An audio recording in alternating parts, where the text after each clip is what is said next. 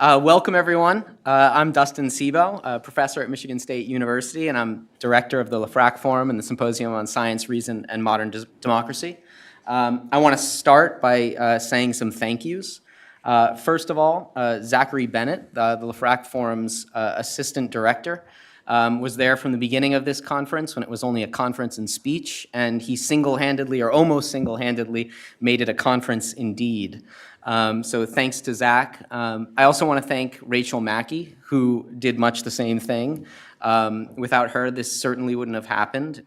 She really went above and beyond. And thanks also to the Hudson Institute more generally for playing host to us.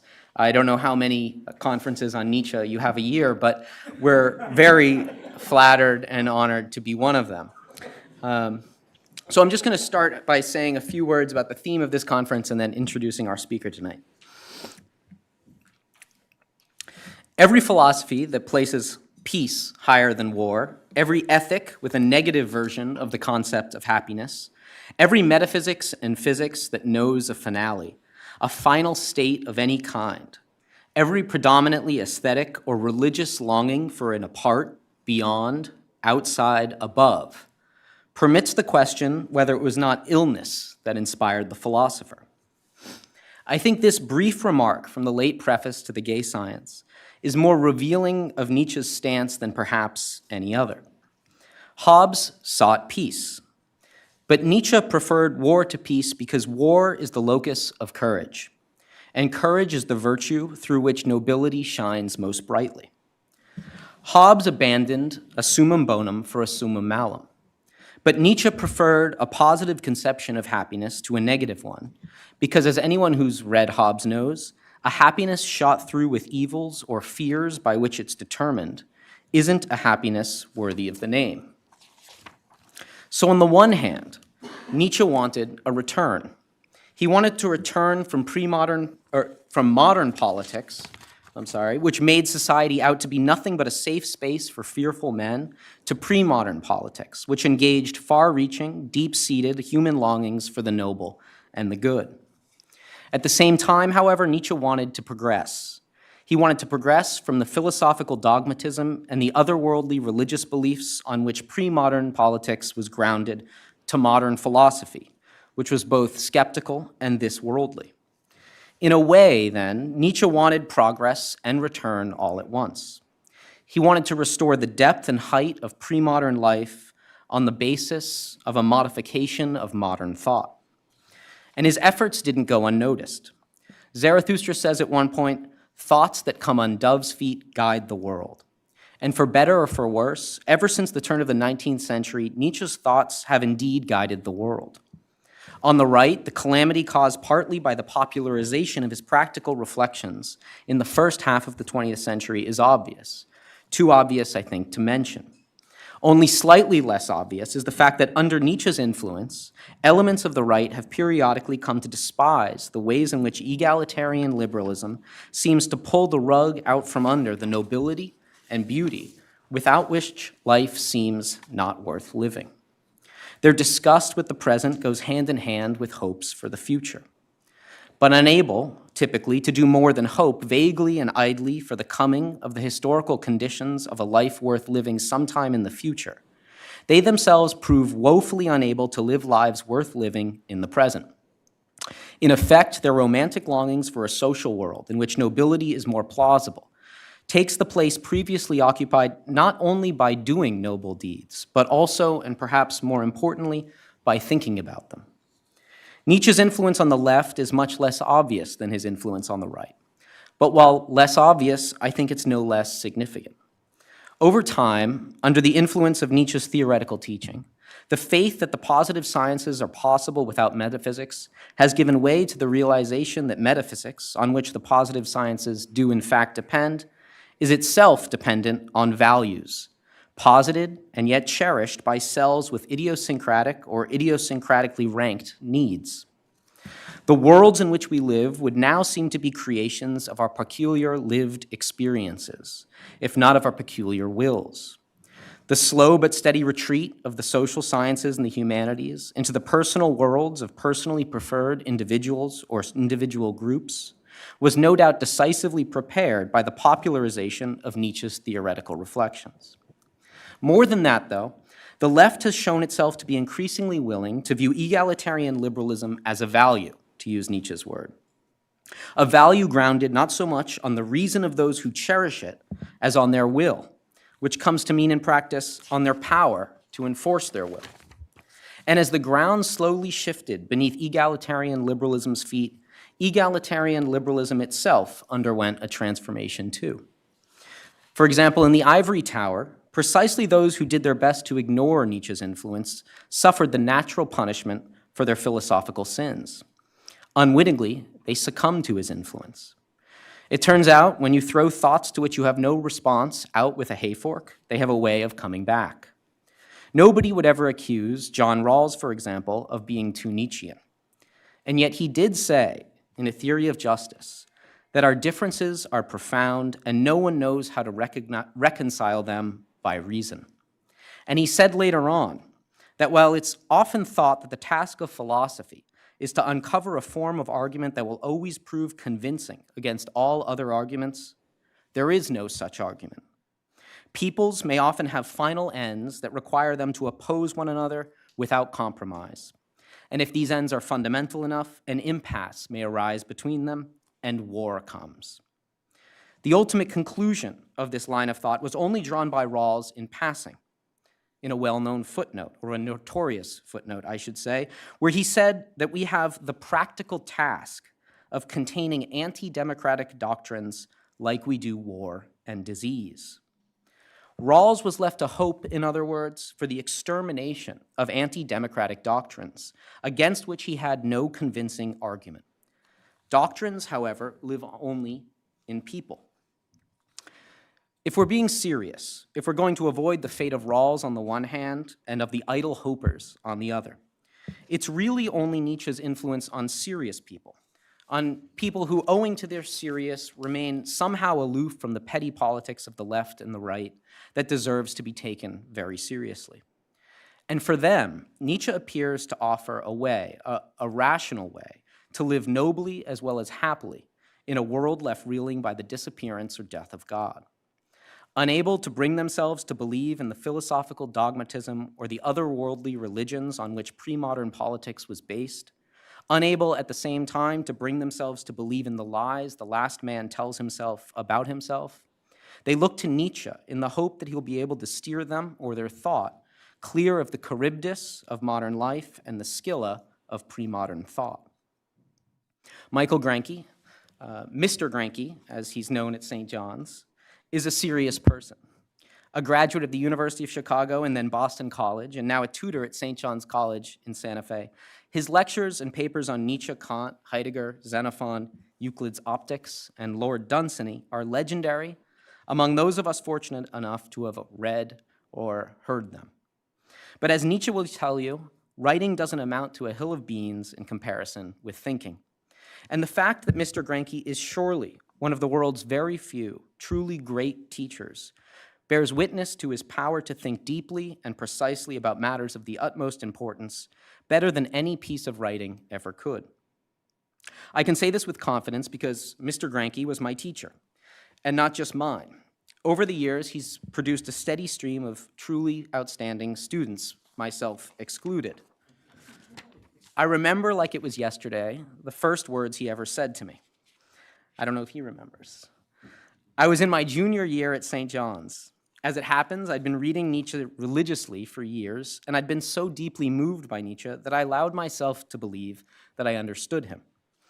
But then on the first day of a seminar devoted to Twilight of the Idols, Mr. Grenke opened with a question. What's an idol?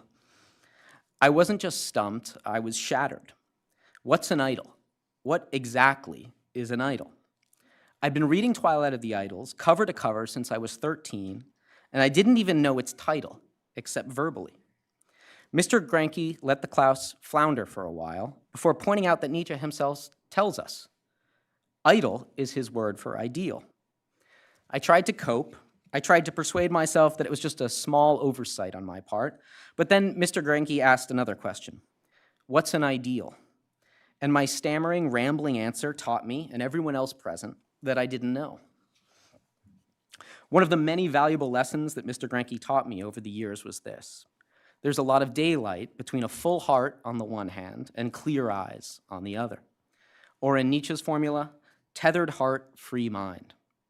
And that means, I think, in the context of Nietzsche's thought, this.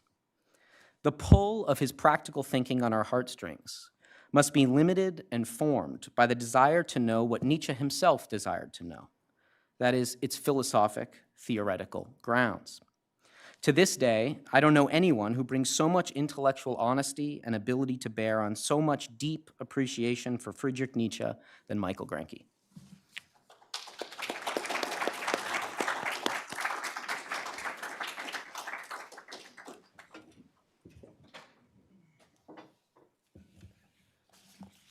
Well, I want to thank the Hudson Institute for having me back. They've offered me the occasion to give a couple of talks previously about Nietzsche. This is just one more proof, I think, that it's Nietzsche's world. And I want to thank the Lefrak Forum for having me back. Last year, on the conference on religion's refusal to die, I remarked that it was somewhat strange to have me included in that conference. It occurred to me then that it was strange to think that religion was having problems and that you should call a Nietzschean to help. I hope this year's conference doesn't mean that Nietzsche's having problems.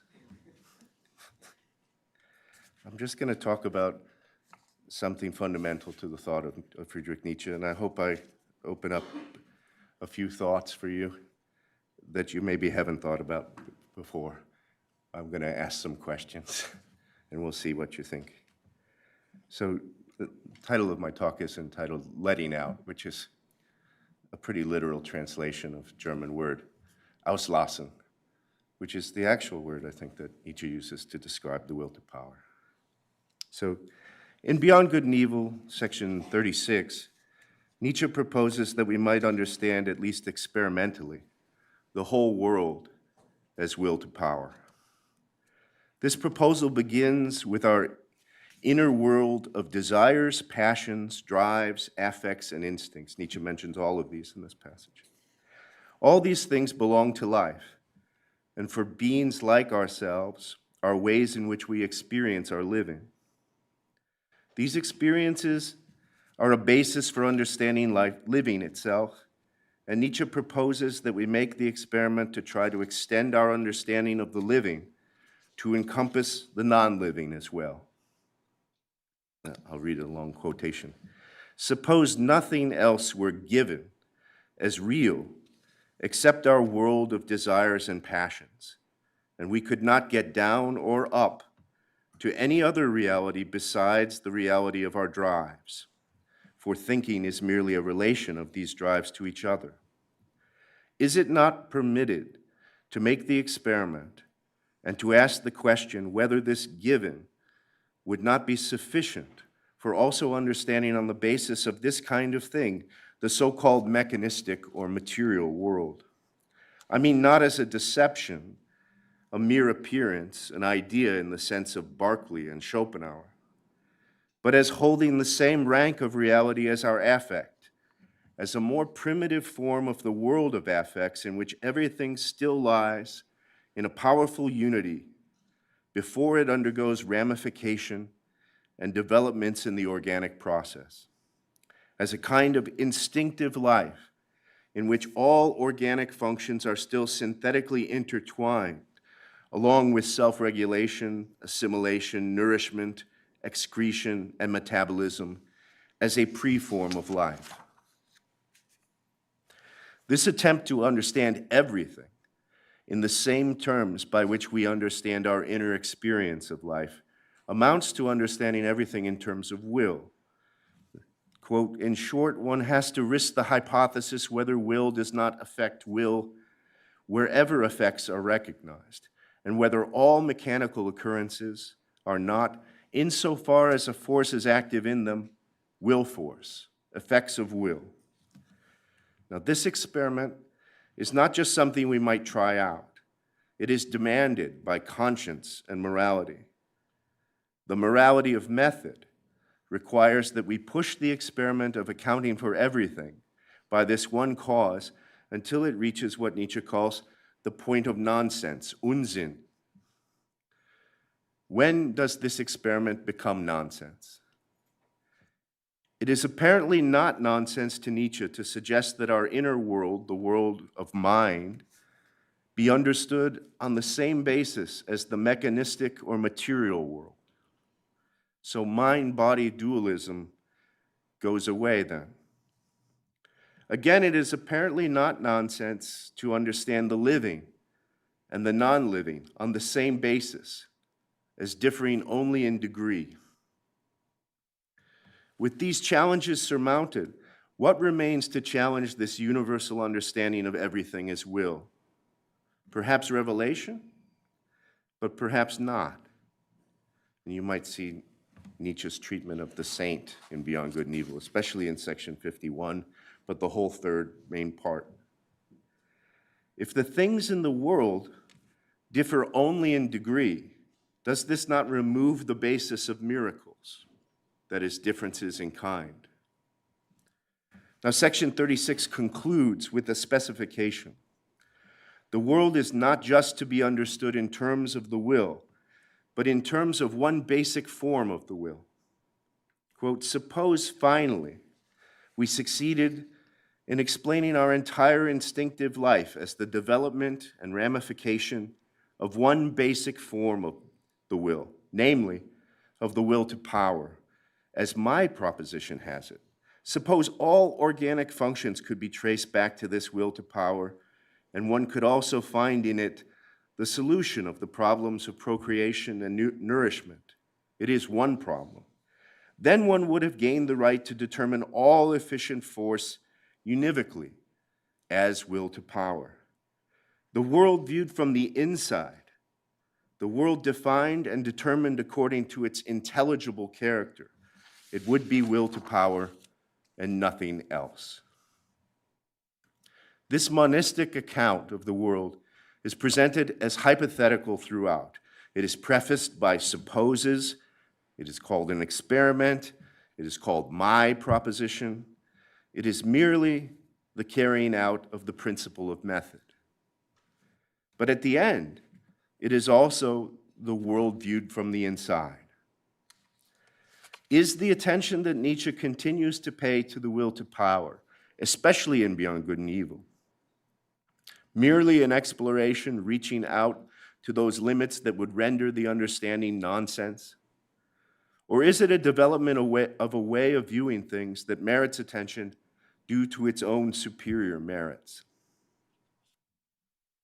To understand either the limits or the merits of the will to power as the basis of understanding the world, we need to understand better what this basic form of the will is.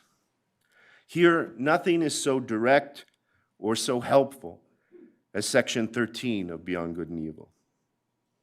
Quote, physiologists should think before putting down the instinct of self-preservation as the cardinal instinct of an organic being. A living thing seeks above all to let out, auslassen, its strength. Life itself is will to power. Self-preservation is only one of the indirect and most frequent results. Here, Nietzsche is not describing specifically human life. He's describing the life urge itself in its most primitive form. Life is letting out. It is not a seeking of some external state or goal. Rather, what is sought is expression, letting out of strength. Now, at the end of section 13, Nietzsche adds this, quote, in short, here as everywhere else, let us beware of superfluous teleological principles, one of which is the instinct of self-preservation. Again, at this end, Nietzsche invokes the demand of method. What does he suggest here? Is will to power itself a teleological principle? What kind of telos is the outside? Or what kind of telos is letting out?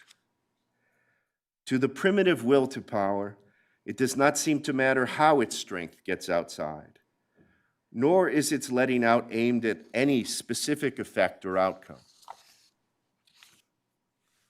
Another challenge to our understanding of the term will to power may come from the very form of that term. Will to power suggests to many that power is the object of the will. The will is a faculty of seeking, and power is an object that can be acquired, perhaps even stored up. Nietzsche may have meant to engage rhetorically in a tradition that proposes or proposed various wills toward various objects. For example, will to life or will to truth, things that he takes up in Beyond Good and Evil. However, such rhetorical engagement comes at the cost of some likely misunderstandings. As Nietzsche conceives of these matters, it is probably more correct to say that there is no will, understood as a faculty of willing. And it is probably also more correct to say there is no power, understood as something that can be accumulated and as something that is separable from effects. Now, in Beyond Good and Evil, section 19, Nietzsche says this, quote, "Willing seems to me to be above all something complicated, something that is a unit only as a word. What is collected under the unitary word will is a whole host of sensations combined with a ruling thought, combined with the affect of command. The will is not a faculty here, not a cause with its own characteristic effect. As Nietzsche says in Twilight of the Idols, quote, "At the beginning stands the great fateful error that the will is something which produces an effect, that will is a faculty. Today, we know it is merely a word." And in Daybreak, Nietzsche even goes so far as to entertain the thought that, quote, "Perhaps there exists neither will nor purpose, and we have only imagined them." There's also a characteristic misunderstanding that attends the concept of power. Nietzsche sketches an interpretation of nature in Beyond Good and Evil, section 22, that would, quote, "picture the unexceptional and unconditional aspects of all will to power." Such an interpretation of nature presents a scheme of natural necessity where, quote, "every power draws its ultimate consequences at every moment." This understanding of power is one where at all times, every capacity to do something, to produce an effect, is doing everything that it presently can. Such power is always doing. It cannot be contained, and it cannot be possessed. It cannot be stored up for later. Any appearance of a power being stored up is actually a power presently doing all that it can. For instance, a battery is not a portable potential, waiting for us to turn it on by placing it in a suitable circuit. It is always striving to let itself out, and it only fails to do so because it is presently overcome by a counterpower. This is why, quote, "it is absurd to ask strength not to express itself." So if there is no will and no power, then what is willing? Many times Nietzsche suggests that human beings are willing something. And many times Nietzsche asks human beings to will something.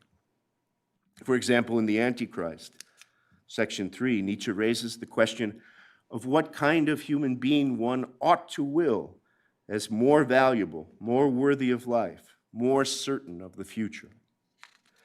With the understanding sketched above that there is no faculty of will with its own characteristic activity, then willing appears as an attempt to specify the occasion for letting out.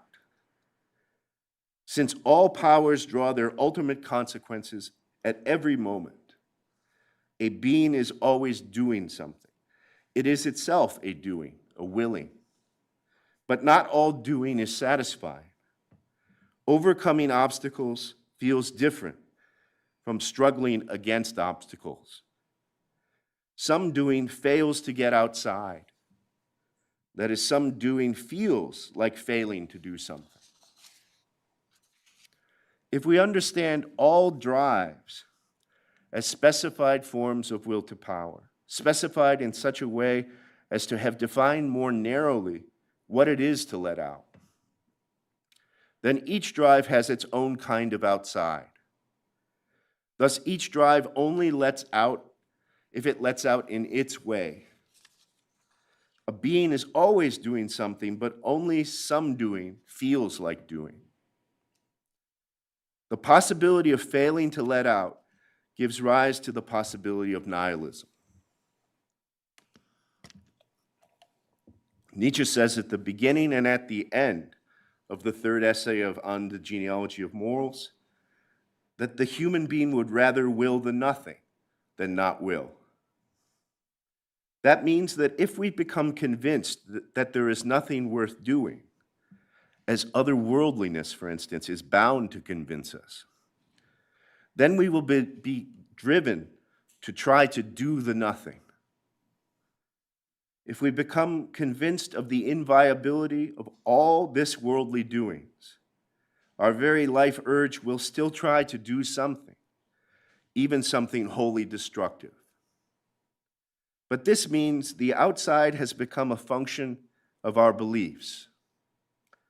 The nihilism that stems from the devaluing of the doings of this world by prolonged comparison with the infinitely more valuable other world deprives all this worldly occasions for doing of the sense that they are occasions for letting out. Any doing that is not worth doing does not carry with it the satisfaction of a strength that has been let out. Now, at the end of the first main part of Beyond Good and Evil, Nietzsche proclaims that, quote, psychology is now again the path to the fundamental problems. Nietzsche indicates that all prior psychology has not reached into the depths and suggests that in order to do so, the science of souls must be understood, quote, as morphology and the doctrine of the development of the will to power. Thus, the story of soul or mind for Nietzsche is an evolutionary one. It is a story of descent with modification. The story starts with the simplest primary form of life and the simplest primary urge of life, letting out. The first urge of life begins at the boundary of the single-celled organism. The outside is defined simply as the boundary, the membrane of the cell. The urge to let out is satisfied by any action directed toward anything outside the membrane. The will to power, in that case, flails about. It is not passive, but it needs occasions, perhaps just bumping stimuli, to define the paths out. As life develops farther, it becomes more complicated. The will to power divides and assumes particular shapes that correspond to particular ways of letting out. These shapes become fixed in form and inheritable. The simple becomes multiform, whereas originally any letting out, any doing satisfied the one will to power. Now there are many wills alongside one another, each with a more narrowly defined way of letting out. These wills or undersouls or drives have encounters and relations with one another. Nietzsche proposes that we should try to understand the one soul as a social structure of drives and affects. That's in Beyond Good and Evil 12. And this might be even better stated by saying our body is but a social structure composed of many souls. That's in Beyond Good and Evil 19. Articulated and morphologically fixed, the drives become their own separated perspectives. And on the genealogy of morals, the third essay, section 12, Nietzsche associates each affect with its own way of seeing. He suggests that we cannot escape perspective, but we will see things better, quote, the more affects we allow to speak about a thing, the more eyes. The drives, so stupid and troublesome in their initial forms, transform over time and circumstance. Some become more mind-like. They are intellectualized or spiritualized in some translations. Others are driven inward and transformed. They are sublimated. The drives are ever more individuated, just as over time living things are. Taken together, the drives can be understood as, quote, physiological demands for the preservation of a certain type of life. Within their social structure, these drives interact with one another in hierarchical relations of commanding and obeying. Quote, hence, a philosopher should claim the right to include willing as such within the sphere of morals. Morals being understood as the doctrine of the relations of supremacy under which the phenomenon of life comes to be. In understanding our experience of the world as will to power, we understand that experience as thoroughly moral.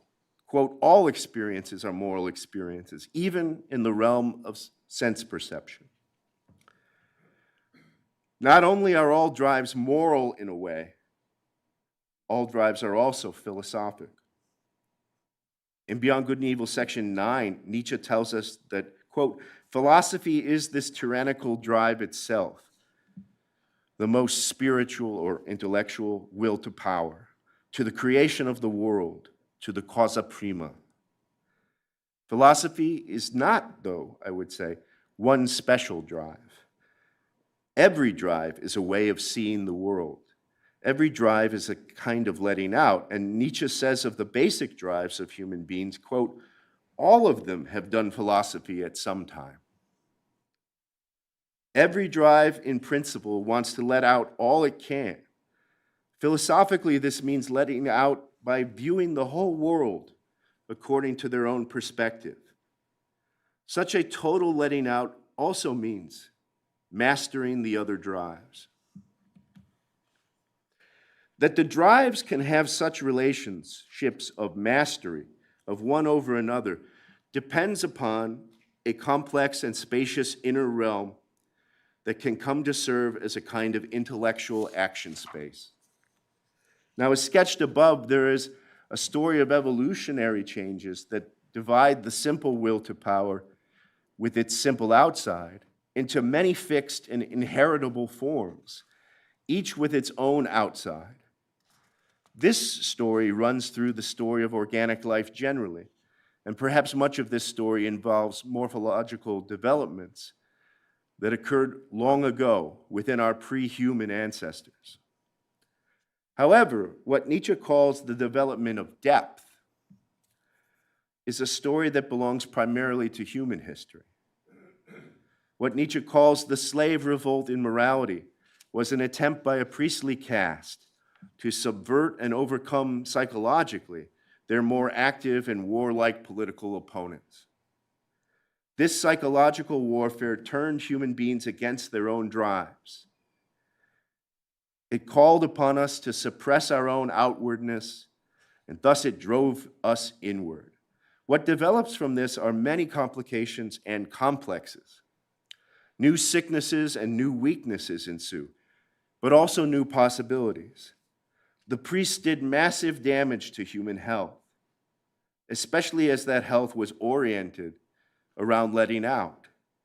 But this damage also made human beings interesting and deep. It is on the foundation of the action of the priests that, quote, man first became an interesting animal. What makes human beings interesting is that, quote, the human soul became deep in the higher sense and turned evil for the first time. This depth of the human being is the product of the vast trauma produced by the continued action of drives suppressed and denied their outward expression. Quote, all instincts that are not unloaded to the outside, nach außen entladen, turn inside. This is what I call the internalization of the human being. With it, there now evolves in the human being what will later be called his soul. The whole inner world, originally stretched thinly as though between two layers of skin, was expanded and extended itself and gained depth, breadth, and height in proportion to the degree that the unloading to the outside of the human being was hemmed in. All those instincts of the wild, free, roving human being were turned backwards against the human being himself. This last, by the way, is a description of the effect of the restraint of thwarting of the drives generally, but it describes well the development of a deep and interesting inner realm that results from the slave revolt in morality. Now, with all this groundwork laid down, let us look at the outside in some of the more challenging ways in which it manifests itself in Nietzsche's writing. In Beyond Good and Evil, section 230, Nietzsche begins by describing what he calls the basic will of the spirit, or the basic will of the mind, as something that tries to take in the world and thus to master the world in limited and measured ways. Two modes are described.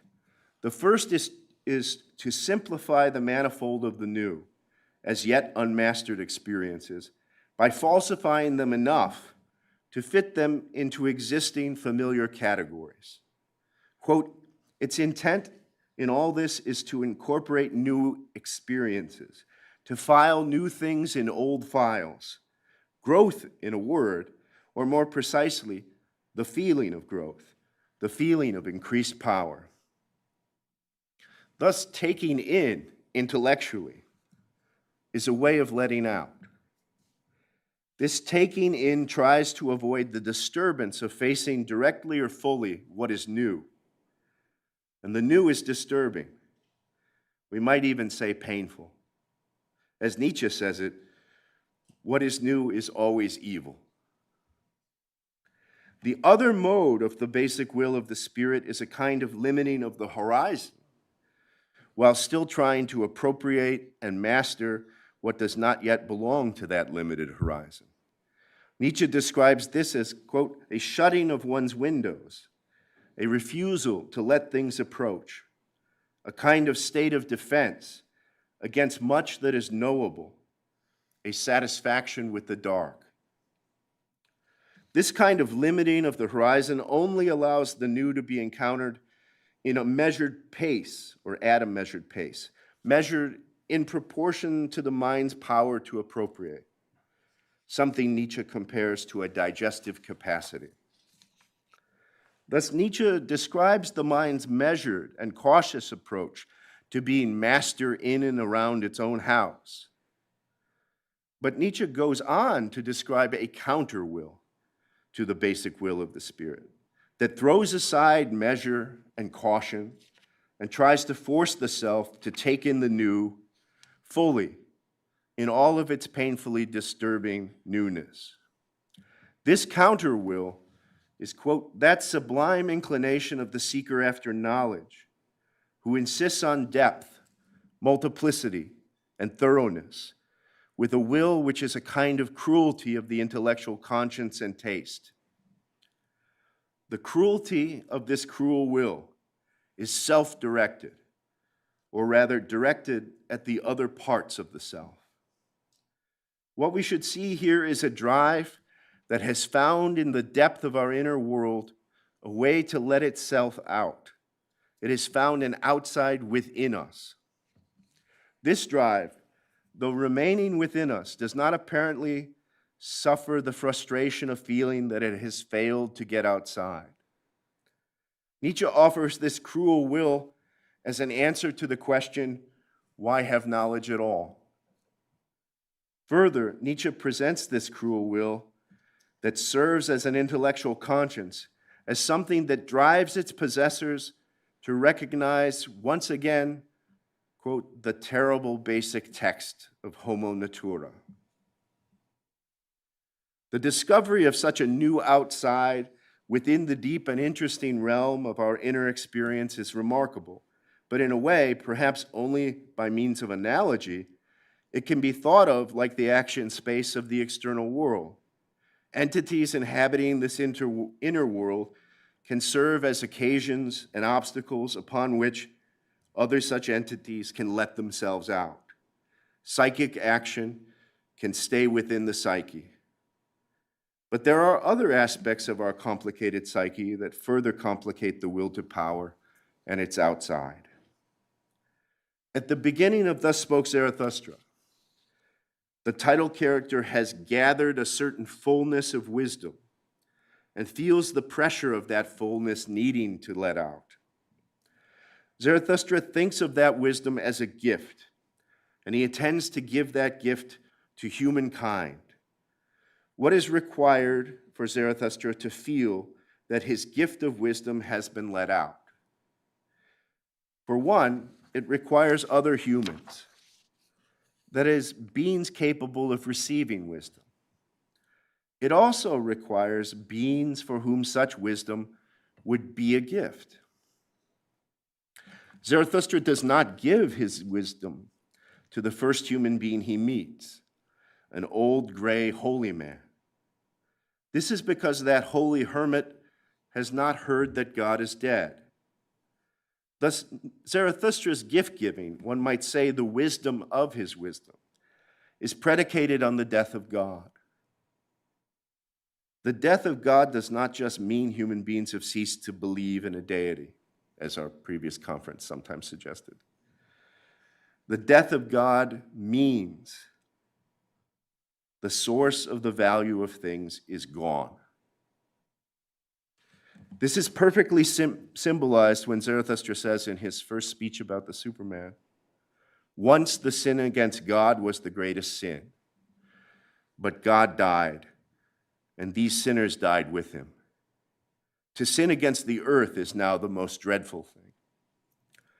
Sin is entirely defined by its relation to God. Now a new determining source of the value of things is needed.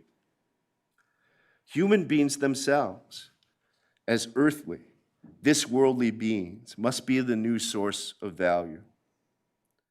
Zarathustra's wisdom is supposed to help human beings to grow into becoming such a source. In the very first town he finds, Zarathustra tries to give a crowd gathered in the marketplace for quite different purposes his gift of wisdom. He must assume that the crowd is prepared in the right way to receive his gift. He assumes that because these people live in a town, they are engaged with one another in speech, in logos. This is unlike the old gray hermit who lives among the animals and who has abandoned human speech for animal sounds. Zarathustra expects that the use of logos, of reason, will necessarily lead to the death of God. That is Nietzsche's madman when he proclaims it in the Gay Science 125, says, "We have killed him." Thus, Zarathustra presumes that the townsfolk are proper recipients of his wisdom, and thus he expects that they will let his wisdom out. Now, Zarathustra gives 3 speeches, each in its own way about the Superman, and each in its way, I think, is interrupted, so we never see them completed. All of the speeches fail to have their intended effect, and consequently, Zarathustra feels that he has failed to let out. Zarathustra looks at his audience and sees that they have not been moved in the way that he wished them to be moved. He says to his heart, "They do not understand me. I am not the mouth for these ears." So Zarathustra tries to let out a teaching, and it fails. That is because the letting out of a teaching requires some level of understanding by another human being or other human beings. A teaching is not out unless it is understood. Why is it not enough just to utter the thought in speech? Why is it not enough to think the thought to yourself? Although the will to power is an internal impulse that does not require external stimuli to get it started, The will to power leads to many developments that require specialized and perhaps rare external occasions in order for it to have a satisfactory expression. Perhaps the most challenging example of this can be found in the lonely and beautiful episode of Thus Spoke Zarathustra called The Night Song. I will not go into the many interesting details of that episode here. I will just focus on the way Zarathustra expresses the grave difficulty of the giver of gifts out of fullness. He presents such a gift giver as a light-giving body at night. Such a giver is beset with the problem that, quote, I live in my own light. I drink back into myself the flames that break out of me. I do not know the happiness of those who receive. The gift giver that lets out his own fullness wants to turn others into full beings, into independent sources of their own goodness. But this would be to make them into light givers themselves. The sight of the needy with their hands outstretched tires the gift giver. Their need is not nice to look at. It is not enlivening. But is the sight of other gift givers, desirable as that is, available to one who is themselves a gift giver? Zarathustra says, quote, many suns revolve in the void. To all that is dark, they speak with their light. To me, they are silent. Oh, this is the enmity of the light against what shines. Now, what is going on here is, of course, subject to many possible interpretations. What I will suggest is that Zarathustra is confronting the challenge of giving a certain kind of intellectual gift. It is perhaps the fundamental challenge of the highest aspirations of teaching. Zarathustra's gift is meant to give a certain kind of independence. How does one teach a student to be independent? The giving of the giver threatens to get in the way of the independence sought.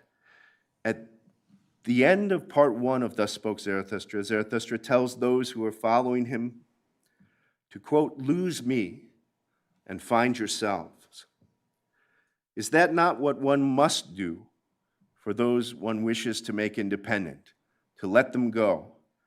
But what then becomes of one's own urge to let out one's wisdom of independence?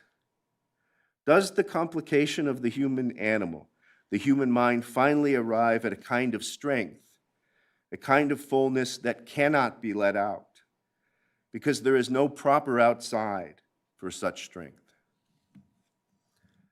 Is this nonsense? Or is it a merit of the teaching of the will to power that leads us to such thoughts? Thank you.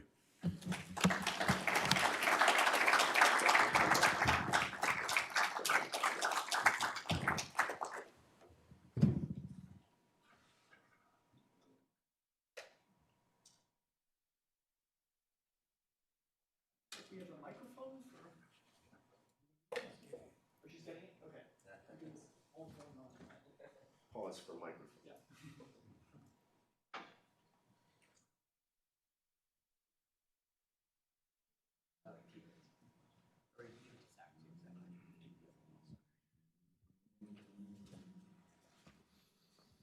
Thank you for your talk. I wondered what thoughts you had about the relation between aphorism 36 in Beyond Good and Evil, which you talked at length about him setting forth the hypothesis about will to power, and aphorism 37, where he seems to suggest, although maybe this is incorrect, that the will to power hypothesis fails or to refute God, and perhaps even has the opposite effect. Right. So, I mean, I think something very clear about this, which might mean there's something wrong with my understanding. People think that will, maybe especially if you say the word willfulness, is the principle of wickedness and the principle of the devil. Look at Willkür and Kant if you want to see, right? But all over, I think so. I think Nietzsche is trying to say that his doctrine of will is actually not the diabolic principle. It's the principle of a God, of a being that, how would I say, is its own source of the authority and value of what it does. And so maybe the clearest thing one could say about what a God is what's indicated in the middle of Beyond Good and Evil in 150. It's not, in one way it's actually the middle, and in another way it's not actually the middle. But there, Nietzsche asks, what does everything turn into around three different kinds of beings, a hero, a semi-god, and a god. And the suggestion of what everything turns around a god is a world. It's also, there's I would say, a subliminal suggestion that that should be a comedy, because he says around the hero it turns into a tragedy, around the semi-god, a satyr play, and then he says around a god, what? And then you get the dash, which almost always in Nietzsche is meant to mean you're supposed to think some things and fill in an answer yourself, and then he's going to trick you or give you a surprise. So you should be saying comedy, and he says world. A god is a being that makes a world. And I think Nietzsche associates that with the principle of will, not with the principle, for instance, of following the law.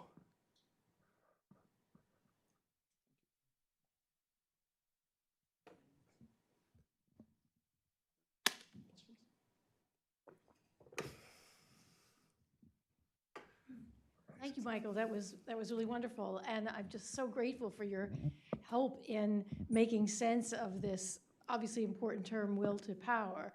I wonder if you could say a little bit more about the difference between strength and force, because as I read it, it's the letting out of force, of Kraft, which isn't and he has a different word for strength. Sure, so, sure. And when you think of force, you think wrongly, no doubt, something that there's a limited quantity of, and once you've let it out, there's no more. So could you just say something in your understanding what the difference is between strength and force, or whether the verbal difference is as a significant one?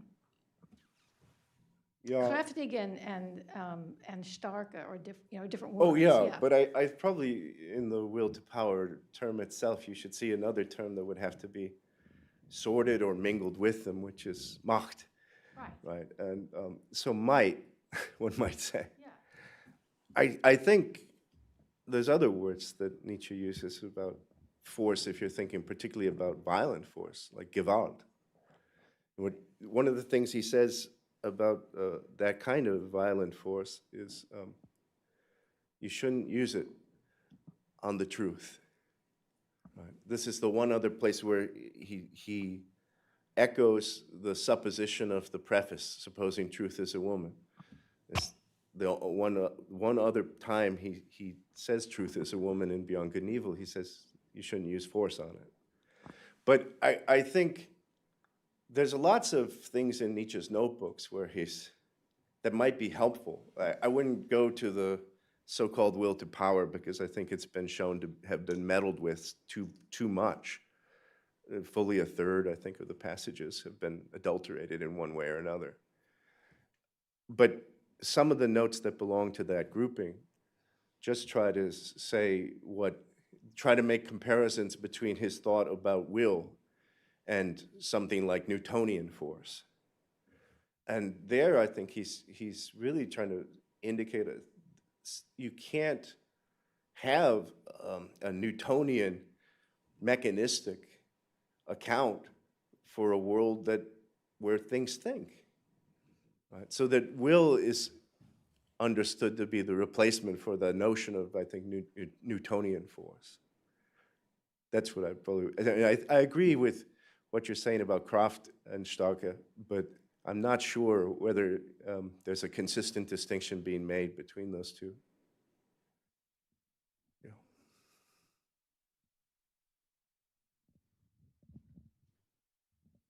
Thanks for the talk, Michael.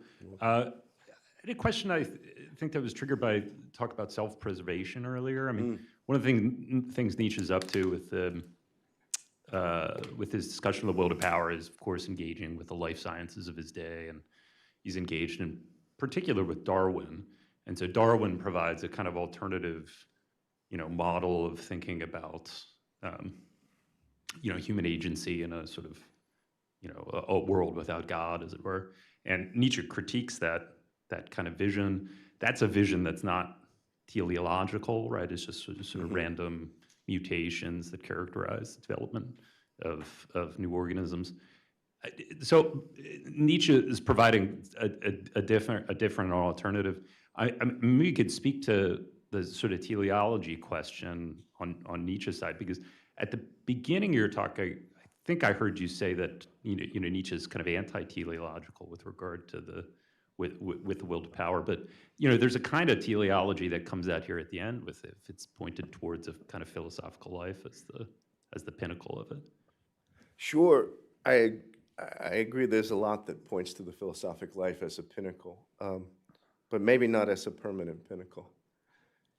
And that might mean that it's just the latest iteration of something that's driven from behind rather than aiming at something. But there's lots to say, I think, about Nietzsche's engagement with Darwin. And in a way, I think Darwin appears to Nietzsche as a minor figure within the realm of the thinkers of development.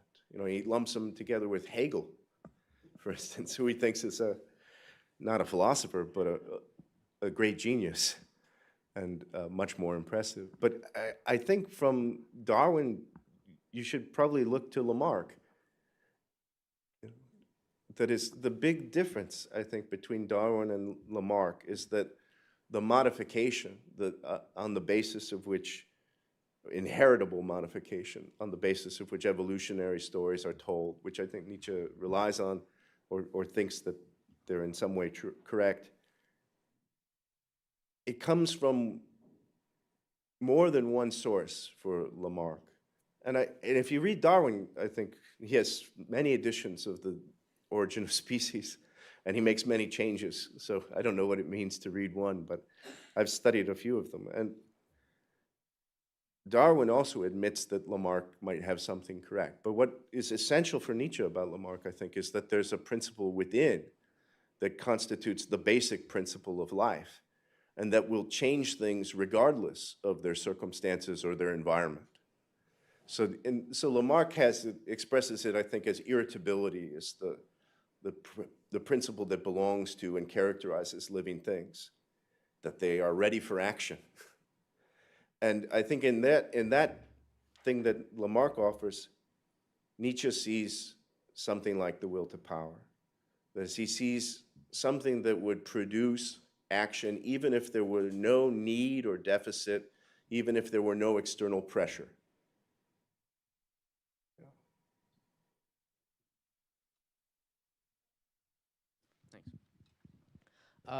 Thank you. I have a question about the last bit of your talk on Zarathustra as teacher. And your account of teaching as a form of letting out or gift giving. It seems to me that there are two ways one could plausibly understand the act of teaching as letting out or gift giving.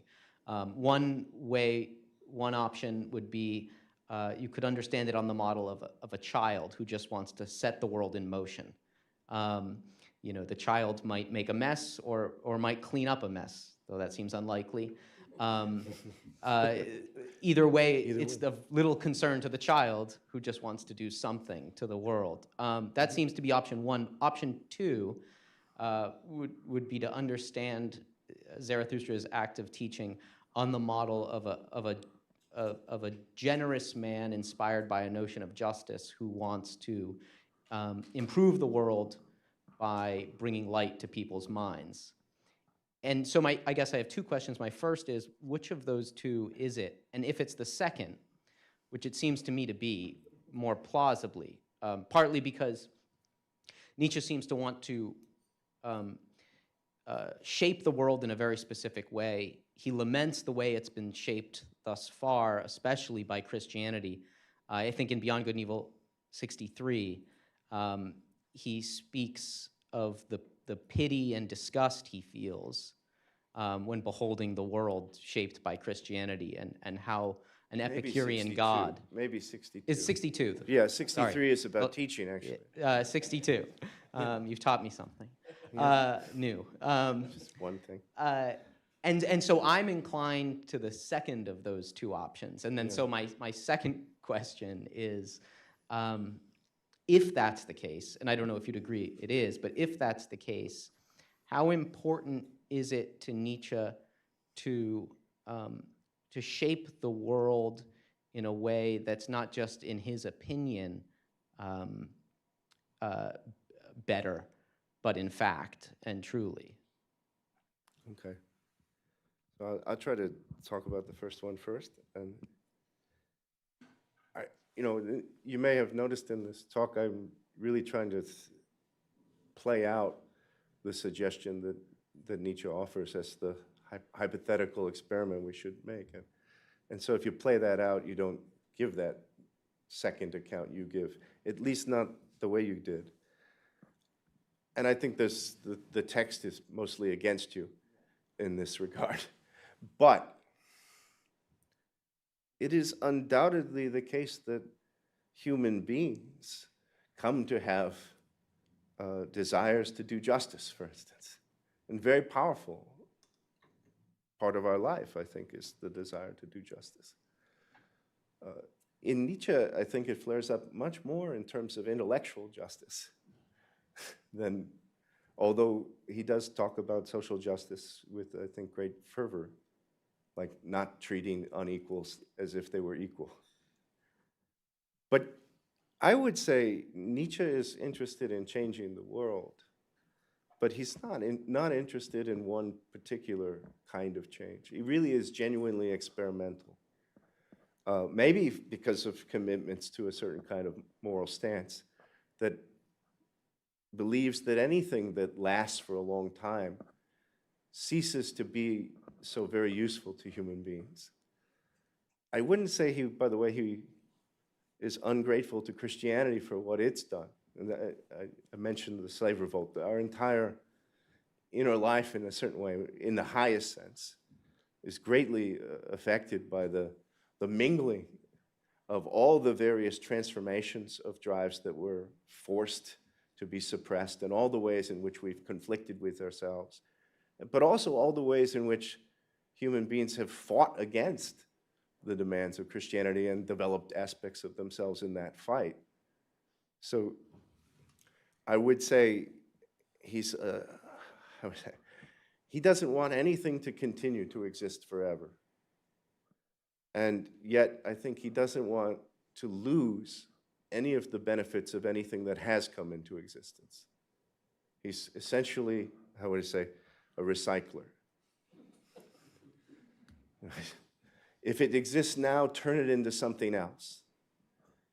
And if it has come into existence, make as good a use of it as is possible. So I think this is part of the eternal return teaching, which I didn't talk about at all.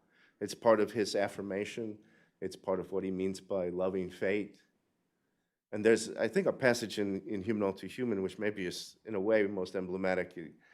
It's called The Fertile Field, but it's a dream of Nietzsche that anything that falls upon his soil would grow as a consequence. He dreams of being so rich that he can make something living and good out of anything that happens to fall to him. So happenstance or chance and its role in life would be turned into something that would be desirable and affirmable.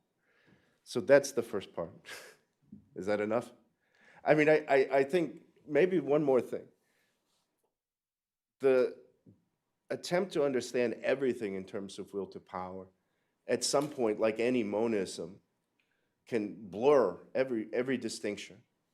And it's maybe helpful to our understanding to always find underneath everything something that traces back to this primitive urge to let out.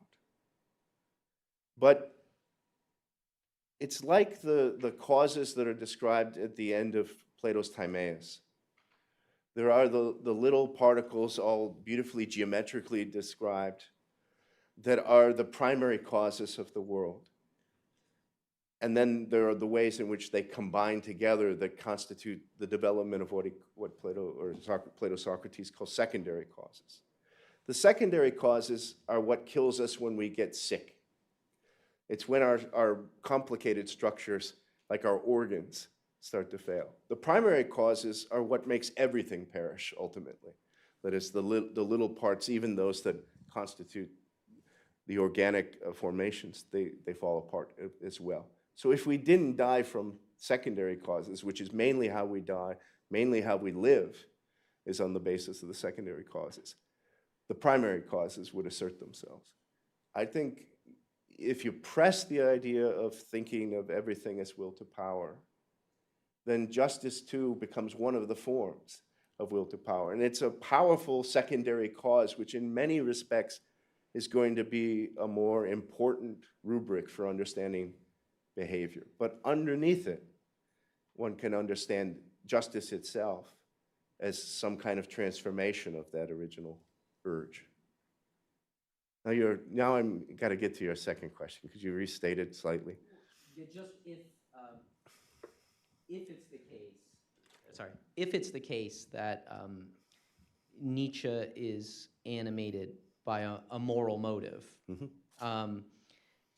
which I certainly agree is complicated by the fact that he's a monist, and the account that he would give of you is fundamentally the same account he would give of the podium. But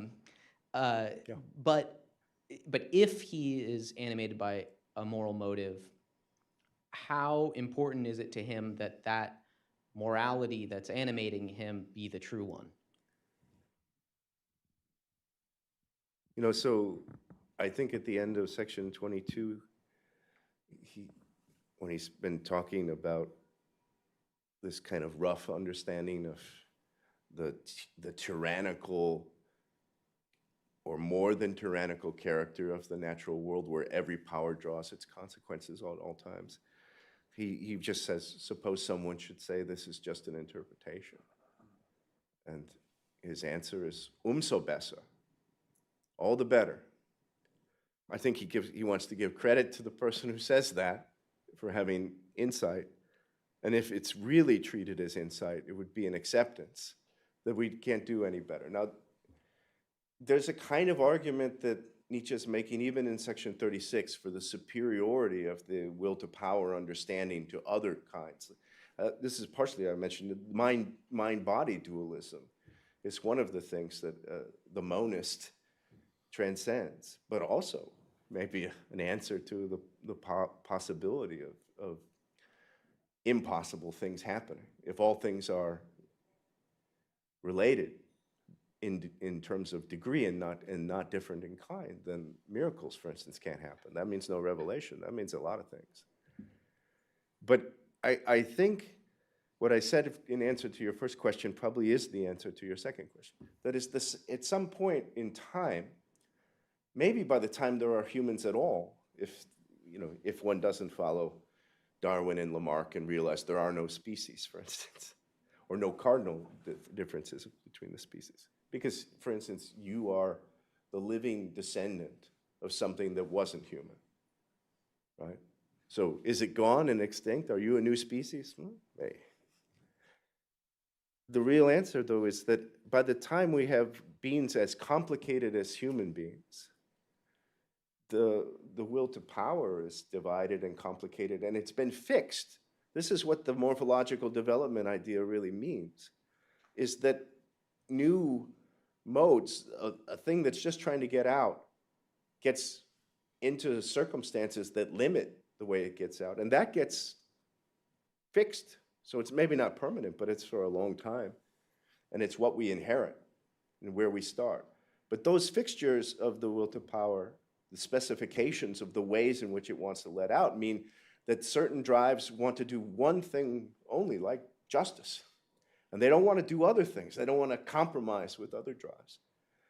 And so the very notion of letting out for them is framed by that one morphological outlet that it has been fixed in. So the secondary causes become the important ways to understand the life experiences of the beings that themselves are inheritors of a certain kind of fixity. Now, on the other hand, you know, I mentioned your pre-human ancestors. I hope that's not casting an aspersion on you. One of the funnier things I think I've ever encountered in Nietzsche was a thought he has about our vegetable ancestors. Right? He just says in passing, maybe this is the source of the thought that Parmenides has, that all is one, is that it's a remnant of our plant ancestry, for whom, you know, without motility and sensation, as Aristotle would describe them, all is one. So that there might be lines in which one might see certain thoughts and certain ways of seeing aspects of the world belong specifically to each of these different morphological developments.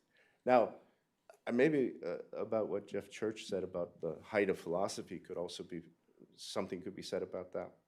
I mean, I mentioned the one part, just one part, well, I mentioned philosophy a couple different times. When Nietzsche says every drive has at times done philosophy, there are parts where he points out, you know, it's not wonder sometimes. Sometimes it's anger or terror that really is the urge that's trying to frame a vision of the world around itself, and that's trying to master all the other competing visions of the other drives.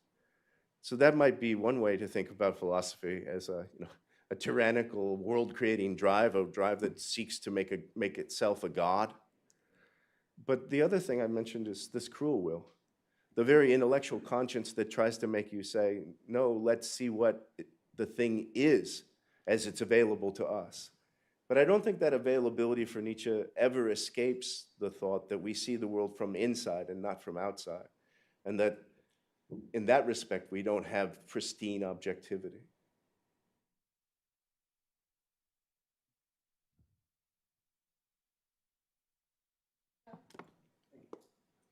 I have a question about Nietzsche's corpus. You pinned a lot of your argument on Beyond Good and Evil and Zarathustra, and I that makes sense to me.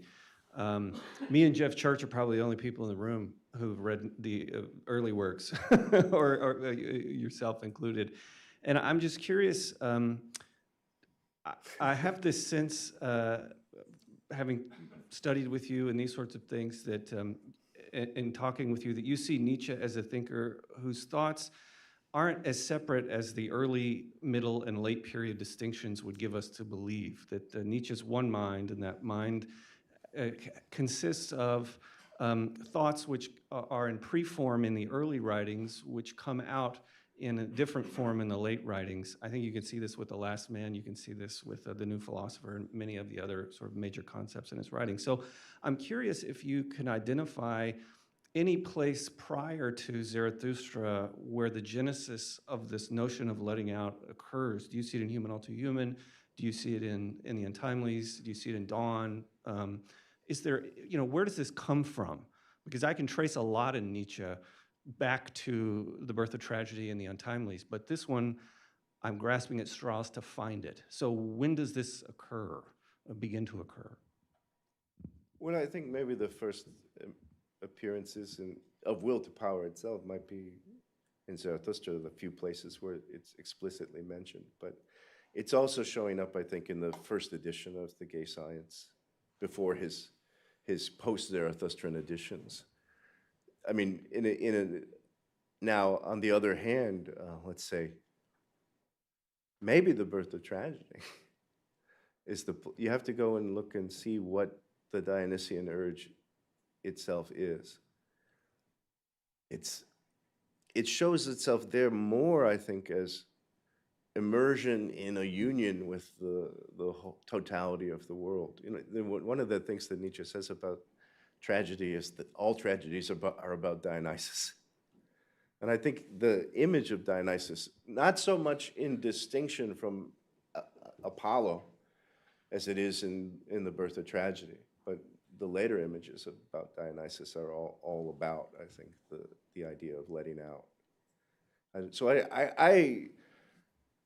I would acknowledge this, I think, to anyone who makes the tripartite distinction of Nietzsche's thought, that it exists. I acknowledge it because Nietzsche himself judges that.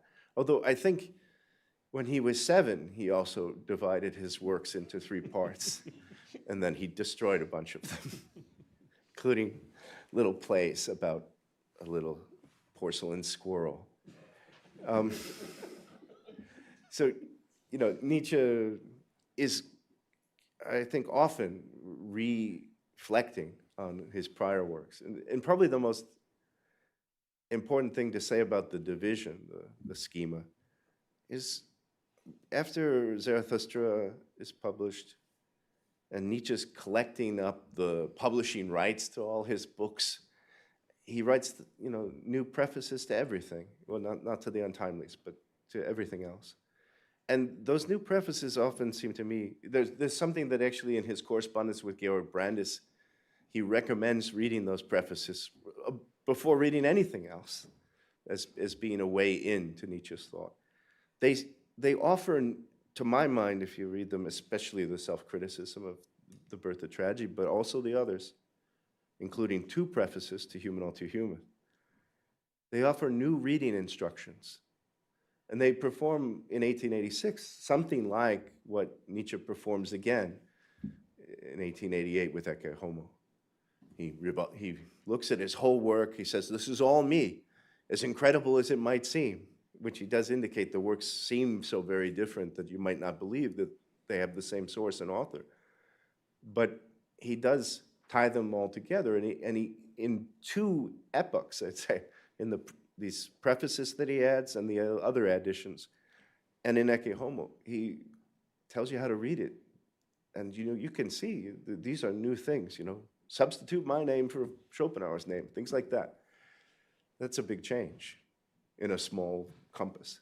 So I would say, not that there's a simple consistency to Nietzsche's thought. He's always reworking his own works. Again, if you go to the notebooks, he's meddling with things he's already published and considering or developing a pathway to a new publication of the same things refigured. And I think this is what I said to Dustin as well. Nietzsche's interested in always growing forth from whatever position and achievement he's actually accomplished. So that though I think people might very well attribute some run-amok vanity to things he says in Ecce Homo, you know, why I write such good books, but that's not even the most extreme one, right? Nietzsche's not satisfied with that. He's not just thumping his chest and saying, look what I did. Even when he's saying things like, I've given humanity the greatest gift that's ever been given to it, right? Or I've written the book that is most perfect in terms of style and content, right? And other things that he says about Zarathustra. Then he wants to go beyond that. And I think that's, you know, that's emblematic of his understanding of this life urge. I didn't talk about it tonight, but how letting out itself, which I think is just expending the resources. I think Susan mentioned they're gone once you've expended. That's what peace is for, by the way, in Nietzsche's mind, is to restore capacities. That's what sleep is for. Not as ends, but as means to living forth more. And so he has these thoughts of ebb and flow, that you have to actually have different epochs in your own life and activity, periods of so-called inactivity, periods of building up, maybe even, by the way, periods of oppression, periods where you, instead of command, you obey. All of those are for the sake of letting out, I think. Did you have something else in mind where it might begin? I mean, the only other thing I can think of would be in the Wagner essay, and you know what I mean, when he talks about Wagner needing to let out, and Schopenhauer too, in a way. So I wonder if it's not present all the way back in the typologies and psychologies of such men as they are. Yeah, so I think the history essay has at least this sense. We may have a dispute about this, I don't know. I take the three kinds of history that Nietzsche sketches in the Untimely Meditation on history, all to be for the sake of one kind of history, what he calls monumental history. Everything else is secondary. I agree. Yeah, so, yeah, that's better for us, though maybe we won't grow as much.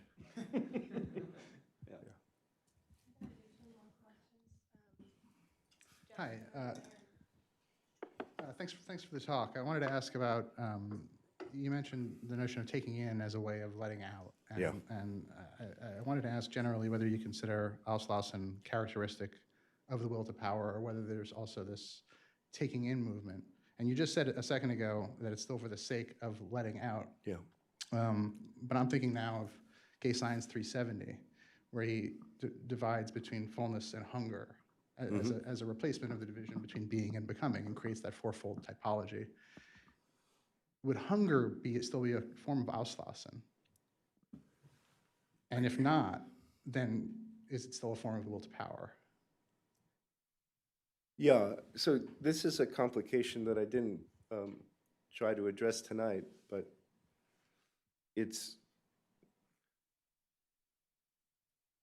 I think Nietzsche, of course, if he's trying to explain the whole world in terms of will to power, he faces all sorts of difficulties and complications on how to conceive of certain kinds of things as will to power. And one of the big challenges, I think, is to see how accumulating capacities, how growing and becoming more powerful is compatible with the thought of spending power or expending power. There, I think, the complicated story generally becomes something like the seeking of greater capacities, the attempt to raise oneself into conditions that allow oneself to let out more would encompass, I think, something like hunger. It's the period in which one is building up or restoring what you've let out. In a certain way, I think Nietzsche does understand the natural world as squandering its resources again and again, and that's very much the way things go. But there's a certain kind of foresight and intelligence that comes into being. One might understand that even as a very complicated complex of more primitive ways of thinking that come together and that can calculate, if I don't do this now, I can do that later. And I think that kind of delayed understanding is the basis of thought itself, in a way. It's connected, for instance, if you know the work of Hans Jonas and the phenomenon of life, it's connected just to our senses and our spatial distances, that we can become aware of things that can be objects of desire. And by desire here, I might mean objects that would let us have the occasion for expenditure, but that they are in the distance, and so they can't be immediately part of our action, part of our doing. But they require then the development of mind, and desire itself has that kind of structure of delay and distance that belongs maybe just to our being sensing beings that then have as a consequence space. And I think in the Heideggerian kind of terminology that inspires Hans Jonas, then we become beings with a world. May I follow up? Yeah. That seems to be plausible in regard to Beyond Good and Evil 230, where it's a temporary condition. Where you're talking about somebody like Wagner, romanticism, the way that Nietzsche understands it by 1886 or 1887, there doesn't seem to be a moment when Wagner is going to recover. This is the cure for Wagner himself? Yeah. Or not all of these moments seem to be prudential in that regard, that there seem to be well, types right. of life that are declining or degenerating or something, or decadent or something like that. Sure, That can't be covered sure. in the same way. But in those modes, I think one would, maybe I think declining modes, which Nietzsche pays a lot of attention to. And it's not just someone like Wagner that maybe this audience maybe doesn't have a great esteem for. He says it about Plato and Socrates, that he smells decay in them. And I think he suggests in the beginning of The Problem of Socrates in Twilight that the decadence, the decaying character might be ubiquitous among the wise. Right? He coins a counter-Hegelian phrase. It's not that the owl of Minerva takes flight at dusk, right, when wisdom is coming into being and the history is ending. He says, maybe wisdom is like a raven that takes flight when it gets a smell of carrion, right? That the thing about decadence, I think, is in the way Nietzsche often sketches is that the outlets for letting out of the resources, one might say, of decaying beings that are going down, they become often more self-destructive and limited. So, you know, the people who are dissatisfied with themselves might turn to ways of actually harming themselves. But this is a way to feel powerful. You could see this with the ubiquity of tattoos these days, especially since many of them are not very nice looking. People who put them on themselves feel powerful. They can do something to themselves. And it doesn't have to be positive, right? You still feel like, especially if your positive urges are thwarted because of your decay, then you still feel the satisfaction of letting out on yourselves to make yourself worse than you are. There still comes some kind of mastery. This is one of the things that Nietzsche says about Napoleon. He never was able to speak French well enough to satisfy himself. But as emperor, he's the model of the whole empire. And he deliberately chose, because of his own frustration with his French abilities, he chose to speak less well than he could, to corrupt all of the citizens, all of his subjects. But that's a way to feel powerful that you probably wouldn't pursue if you thought there was a positive or ascending mode that you could actually let yourself out into. And you know, this is one of the things Nietzsche says, I think, about people who have very unsatisfactory lives. They live on the hope that they can push down someone who's lower than them, right? Or they go home and kick their dog. Because that, again, is a way to let out, not a very satisfying way. And I think the more drives we have, the less satisfied they would be generally with that mode of expression. But something is satisfied.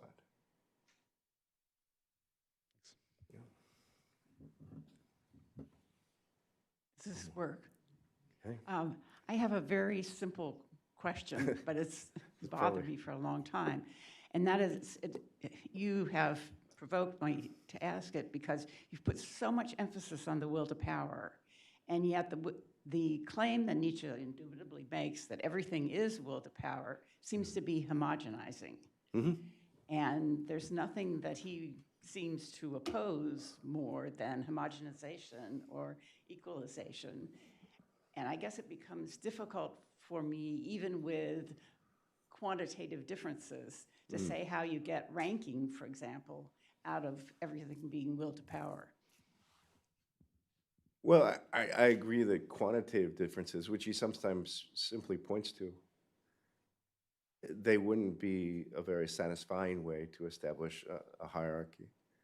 I think the hierarchy that he does aim at is more the difference between, and this he really points to explicitly in Twilight, and both explicitly and also implicitly in what he says about Goethe in Twilight.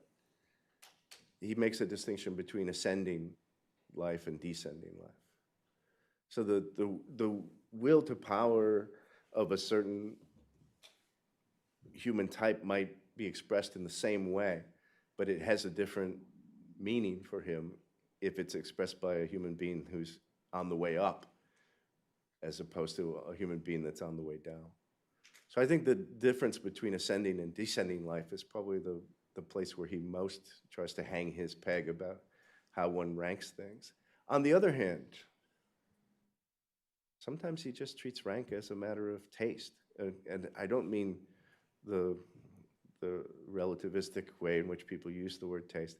I mean the way people used to use the word taste. Either you have it or you don't. So there's lots of places where Nietzsche points to what distinguishes one human being from another. And they're not all expected places, I think. So there's just what people think it means to possess something. That's a differentiator. Yeah. I just want to come back with that because he also talks about human beings as the only unfinished animals. Yeah. And so human beings are different, but then that means there's some distinction between will to power as it manifests itself in human beings Sure. and will to power in the rest of the world, even though you said that, to my surprise, I have to say that batteries have will to power, they just don't have the right circumstances. Yeah, we put walls around them that prevent them from discharging. I study and teach electricity sometimes and magnetism. But I think I want to just say this about the notion of sort of intrinsic potential, maybe. Right? That might be, in a way, something that confuses us. I'll go back maybe, though, to my distinction between the primary causes and the secondary causes. I think Nietzsche, when he does all his fine psychological work, he's not generally reducing everything to the same thing, right? On the other hand, it's very helpful to some of that fine psychological work to see that underlying many seemingly disparate human behaviors, there's the same thing. Like, I think near the very beginning of the gay science, Nietzsche talks about the feeling of power. And he talks about people who do harm and people who do good or well. And there he says it's the same underlying urge.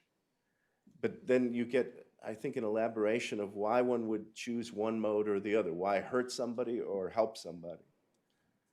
Nietzsche actually, I think, indicates there that the people who choose to hurt are the impatient, because they want to see the reaction, they want to see the acknowledgement in their victim right away and get the immediate gratification. And so there's some distinction there, but it's not as if this person is gratifying a fundamentally different urge than that person. So the benevolent and the cruel have a common underside, I want to say. That's enlightening, too. I mean, so I don't think Nietzsche wants to sacrifice that to a more simplistic source for a standard of ranking. Oh, just what I had in mind was you also alluded to the passage in the first part of Beyond Good and Evil when he says that all human beings have been lying from the time we chose to generalize. So Sure, that points sure. towards a very, I mean, everything in the world is, what should I say, fundamentally different, particular. Yeah, so, I mean, what would you say? Nietzsche points to lies or untruth as a condition of life, right, at the beginning of Beyond Good and Evil. But there he means things like the thought that there are things, the thought that there are identical things. These synthetic judgments a priori, the very basic synthetic judgments a priori of Kant. Nietzsche says those are lies. Meaning I think we do not have a sufficient ground for the claims that they make. On the other hand, he also says we need them. In fact, the whole first main part of Beyond Good and Evil on the prejudices of the philosophers is not a critique that says we can do without prejudice, but that we must, to live, make judgments before we have fully sufficient grounds for those judgments. Not always, but in many decisive and important senses that allow us to have a practical realm in which we can treat things like breakfast as the solution to hunger every morning, right? Well, that's homogenizing too. but maybe not simply true. Okay, well, please join me in thanking Dr. Grenke for a wonderful talk. You elevated me. Doctor. I'm a doctor now. And thank you all for joining us, and I now invite you to